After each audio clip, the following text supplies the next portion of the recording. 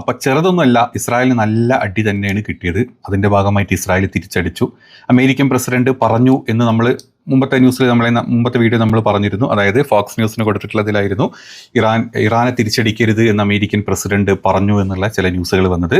പക്ഷേ അതിനൊന്നും വക വെക്കാണ്ട്, അല്ലെങ്കിൽ അതൊന്നുമല്ല എന്നുള്ള രീതിയിൽ തന്നെ ഇസ്രായേൽ അമേരിക്കയുടെ തന്നെ സപ്പോർട്ടോട് കൂടിയിട്ട് ഇറാനിലോട്ട് തിരിച്ചടിച്ചു എന്നുള്ള റിപ്പോർട്ട് വരുന്നുണ്ട്. പിന്നെ നമ്മൾ എപ്പോഴും പറയുന്ന പോലെ വാക്കിന് തന്തക്കും ഒന്നും വിലയില്ലാത്തവന്മാർ അങ്ങനെ പറയും. ആദ്യം ഒന്ന് പറയും, 1 മണിക്കൂർ കഴിഞ്ഞാൽ വീണ്ടും മാറ്റി പറയും, അത് കഴിഞ്ഞാൽ വീണ്ടും മാറ്റി പറയും. അതിൻ്റെ ബാക്കി ഭാഗം നമ്മൾ എല്ലാ വീഡിയോയിലും പറയുന്ന പോലെ അത് തന്നെയാണ് ഇപ്പോഴും കണ്ടിട്ടുള്ളത്. ഇറാൻ്റെ പല നഗരങ്ങളിലോട്ടും ഇസ്രായേലിൻ്റെ അറ്റാക്ക് ഉണ്ടായിട്ടുണ്ട്. അത് ഇസ്രായേലിന് ഡയറക്റ്റ് വന്നിട്ടല്ല, അമേരിക്കൻ സപ്പോർട്ടോടു കൂടി അല്ലെങ്കിൽ അമേരിക്കൻ വാർഷിപ്പുകളിൽ നിന്നും ഇസ്രായേലിൻ്റെയും അമേരിക്കയുടെയും ഫൈറ്റർ ജെറ്റുകൾ വന്നിട്ടാണ് ഇപ്പം ഇറാനിൽ അടിച്ചിട്ടുള്ളത്. പക്ഷേ ഇറാൻ്റെ ഭാഗത്തുനിന്ന് അതിൻ്റെ കുറേ ഇമേജസും അല്ലെങ്കിൽ കുറേ ഫോട്ടോസും ഒക്കെ വീഡിയോസും ഒക്കെ പുറത്തു വന്നിട്ടുണ്ട്. ഇതേ സമയത്ത് ഇമ്പോർട്ടൻ്റ് ആയിട്ടുള്ള മറ്റൊരു അറ്റാക്ക് സൗദി അറേബ്യയിൽ അൽഖർജിലെ പ്രിൻസ് സുൽത്താൻ എയർബേസിലോട്ടും കൂടെ ഉണ്ടായിട്ടുണ്ട്.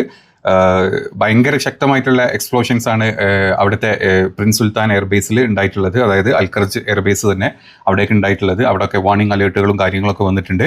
കാരണം അമേരിക്കയും ഇസ്രായേലും കൂടെ ചേർന്നിട്ട് തന്നെയാണ് ഇപ്പം ഇറാനെ അടിച്ചിട്ടുള്ളത് എന്നുള്ള കൺഫർമേഷൻസ് വന്നിട്ട്. കാരണം ഇറാഖിൻ്റെ സൈഡിൽ നിന്ന്, ഇറാഖിൻ്റെ മുകൾ ഭാഗത്തു നിന്ന്, അതായത് മറ്റ് ഇത് എടുത്തിട്ടാണ് അങ്ങോട്ടുള്ള ഒരു യുദ്ധം, അല്ലെങ്കിൽ ഇറാനെ ഇപ്പം അമേരിക്ക ആക്രമിച്ചിട്ടുള്ളത്. ഇറാൻ്റെ പ്രധാന നഗരങ്ങളിലായിട്ടുള്ള ടെഹ്റാനിലോട്ടും അതുപോലെ തന്നെ ഇസ്ഫഹാനിലോട്ടും ഭയങ്കരമായിട്ടുള്ള അറ്റാക്ക് നടന്നിട്ടുണ്ട്. ടെഹ്റാൻ്റെ പല ഭാഗങ്ങളിലും തലസ്ഥാനത്തെ നിരവധി സൈനിക കേന്ദ്രങ്ങളിലേക്കാണ് അവർ ആക്രമിച്ചത് എന്നുള്ള ഇത് പറയുന്നുണ്ട്. അതുപോലെ തന്നെ ഇസ്ഫഹാൻ്റെ ആണവ നിലയങ്ങളുടെ നിർണായകമായിട്ടുള്ള സൈനിക നിർമ്മാണ യൂണിറ്റുകൾ സ്ഥിതി ചെയ്യുന്ന സ്ഥലത്തോട്ടും ഇപ്പം ഇറാൻ്റെയും അമേരിക്കയുടെയും അടി വന്നിട്ടുണ്ട്. നമ്മൾ ആദ്യത്തെ ന്യൂസിൽ ഞാൻ വീണ്ടും എടുത്തൊന്നുകൂടെ പറയുകയാണ്, നമ്മൾ ഈ അപ്പോഴത്തെ ന്യൂസിൻ്റെ ഡീറ്റെയിൽസ് റിപ്പോർട്ട് വെച്ചിട്ടാണ് നമ്മൾ ഈ പറയുന്നത്, ഈ ഫോക്സ് ന്യൂസും മറ്റുള്ള അങ്ങനെ ന്യൂസുകളൊക്കെ വരുന്നത്. പക്ഷേ ഒരിക്കലും ഈ പറഞ്ഞ കാര്യങ്ങളിൽ ഒരു രീതിയിലുള്ള വാക്കുകൾ പാലിക്കാത്ത, അല്ലെങ്കിൽ അമേരിക്ക അല്ലെങ്കിൽ എന്താണോ ട്രംപ് പറയുന്നത്, ട്രംപിന് പോലും അറിയാത്ത രീതിയിലുള്ള എന്താ പറയുക കാര്യങ്ങളൊക്കെ പറയാറുള്ളത്. ഇപ്പം ഇസ്രായേലിൻ്റെ സൈനിക IDF-ൻ്റെ സ്ഥിരീകരണം, ഞങ്ങൾ തൽക്കാലം തിരിച്ച് ഞങ്ങൾ അടിച്ചു, ഇനി ഞങ്ങൾ അടിക്കുന്നില്ല, ഞങ്ങൾ സുല്ല് പറയാം എന്നുള്ള രീതിയിലോട്ടാണ് ഇപ്പം ന്യൂസ് 12 ഒക്കെ റിപ്പോർട്ട് ചെയ്യുന്നത്. അതായത് ഞങ്ങൾ കഴിഞ്ഞു, ഞങ്ങൾ അടിക്കില്ല എന്നുള്ള രീതിയിലുള്ള ഒരു മുൻകരുതലും കൂടെ ഇസ്രായേൽ എടുക്കുന്നുണ്ട്. പക്ഷേ ഇറാൻ ഇനിയിപ്പോൾ ഇതിനെ ഏത് രീതി തിരിച്ചടിക്കും എന്നുള്ളത് നമ്മൾ കണ്ടു തന്നെ അറിയേണ്ടി വരും. കാരണം ഇറാൻ വ്യക്തമാക്കിയിട്ടുണ്ട്, നിങ്ങൾ ബെയ്റൂട്ടിലോട്ട് അടിച്ചുകൊണ്ടിരിക്കുകയാണ്. അതായത് 3500 ആളുകളെ നിങ്ങൾ കൊന്നുകളഞ്ഞു, ഇത്രയും ദിവസം ഇന്ന് പുലർച്ചെ വരെ നിങ്ങൾ ബെയ്റൂട്ടിലെ ലെബനിലോട്ട് ആക്രമിച്ചുകൊണ്ടിരിക്കുകയാണ്, അപ്പോൾ ഞങ്ങൾ തിരിച്ചടിക്കും എന്ന് പറഞ്ഞിട്ടുണ്ടെങ്കിൽ അവരടിച്ചു. അതിനുശേഷം വീണ്ടും ഇറാൻ വ്യക്തമാക്കിയിട്ടുണ്ട്, ഇനി ഇതിൻ്റെ പേരിൽ വീണ്ടും യുദ്ധം മുന്നോട്ട് പോവുകയാണെങ്കിൽ ഞങ്ങൾ അമേരിക്കൻ ബേസുകളിലോട്ടും ഇസ്രായേലിലോട്ടും എല്ലാം ഒരു തുറന്ന യുദ്ധത്തിലോട്ട് തന്നെ ഇത് പോകുമെന്നാണ് പറഞ്ഞത്. അതുകൊണ്ട് തന്നെ ഇനി ഇറാൻ ഏത് രീതിയിലാണ് ഇതിന് അടിക്കാൻ പോകുകയെന്ന് പറയാൻ പറ്റില്ല. ചില ഫുട്ടേജുകൾ ഞാൻ സൈഡിൽ വെച്ച് തരാം. ഇപ്പോൾ അവിടെ നിന്ന് വന്നിട്ടുള്ള ഫുട്ടേജുകളാണ്. ഇത് ഇസ്ഫഹാൻ എന്നുള്ള ഫുട്ടേജ് ആട്ടോ. ഇത് സെൻട്രൽ ഇറാനിലെ ഇസ്ഫഹാൻ സിറ്റി എന്നുള്ള ഫുട്ടേജുകളാണ്. പുകയും ഒക്കെ വരുന്നത്, അതായത് അറ്റാക്ക് നടന്ന സ്ഥലത്തു നിന്നുള്ള ഫുട്ടേജുകൾ വരുന്നുണ്ട്. ഇനി അത് മാത്രമല്ല, ടെഹ്റാൻ എയർപോർട്ടിൻ്റെ സൈഡിൽ നിന്നുള്ള ഫുട്ടേജുകൾ വരുന്നുണ്ട്. അതുപോലെ തന്നെ നജഫ്ബാദ് എന്ന് പറഞ്ഞിട്ടുള്ള സ്ഥലത്ത് ഡ്രോൺ എന്താ പറയുക അസംബിൾ സൈറ്റാണ്, അങ്ങോട്ട് അറ്റാക്ക് വന്നിട്ടായിട്ടുള്ള ഇത് വരുന്നുണ്ട്. അതുപോലെ തന്നെ ടബ്രീസ് എന്ന് പറഞ്ഞിട്ടുള്ള ഇറാൻ്റെ മറ്റൊരു സിറ്റിയിലോട്ടും ബാലിസ്റ്റിക് മിസൈലുകൾ വന്നതായിട്ടുള്ള റിപ്പോർട്ടുകൾ വരുന്നുണ്ട്.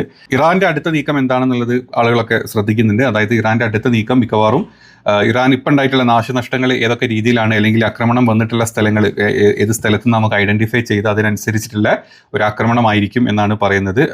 അങ്ങനെയാണ് പ്രതികരണങ്ങൾ വന്നിട്ടുള്ളത്. നാശനഷ്ടങ്ങൾ കനത്തതാണെങ്കിൽ ഇസ്രായേലിൻ്റെ ടെൽ അവീവ്, ഹൈഫ തുടങ്ങിയ പ്രധാന നഗരങ്ങൾ കംപ്ലീറ്റ്ലി ഇറാൻ തീർത്ത് കളയും, അല്ലെങ്കിൽ അങ്ങോട്ടായിരിക്കും ഏറ്റവും കൂടുതൽ അറ്റാക്ക് ഉണ്ടാവുക എന്നാണ്, അല്ലെങ്കിൽ മിസൈൽ ഡ്രോൺ അറ്റാക്ക് നടത്തിയേക്കാം എന്നാണ് ഇപ്പം റിപ്പോർട്ടുകൾ പുറത്തോട്ട് വന്നിട്ടുള്ളത്.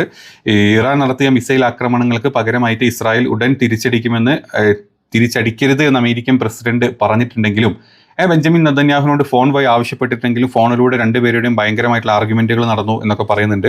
അതിൻ്റെ ഭാഗമായി അതിന് ശേഷമാണ് ഇങ്ങനെ തീരുമാനത്തിലോട്ട് എത്തിയത്.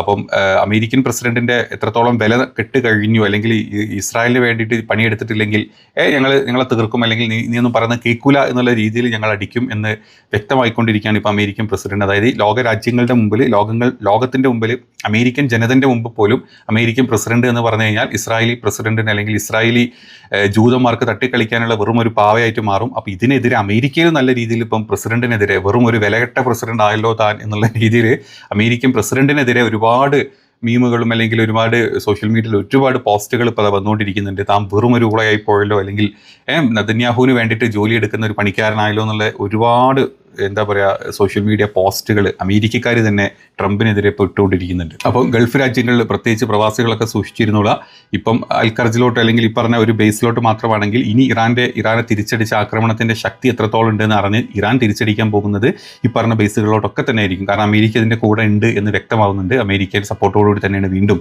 രാവിലെ ഒന്ന് പറഞ്ഞ 1 മണിക്കൂറിനുള്ളിൽ മാറ്റി പറഞ്ഞ പ്രസിഡന്റിൻ്റെ US ബേസുകളിലോട്ട് നല്ല രീതിയിൽ അടിവരാനുള്ള ചാൻസസ് വളരെ ഹൈ ആണ്. പ്രത്യേകിച്ച് കുവൈറ്റ്, സൗദി ഓൾറെഡി അടിച്ചു തുടങ്ങി. ഇനി UAE, അൽദഫ്രയിലൊക്കെ ഉള്ള ആളുകൾ സൂക്ഷിച്ചോ കണ്ടൊക്കെ ഇരുന്നോളാം. എങ്ങനെ വരും, ഏതിലൂടെ വരും, മിസൈൽ, ഡ്രോണുകൾ ഒന്നും പറയാൻ പറ്റില്ല. എന്തെങ്കിലും പറ്റിക്കഴിഞ്ഞാൽ ചോദിക്കാനും പറയാനും ആരും ഉണ്ടാവില്ല. അതാണ് അതിൻ്റെ സത്യം.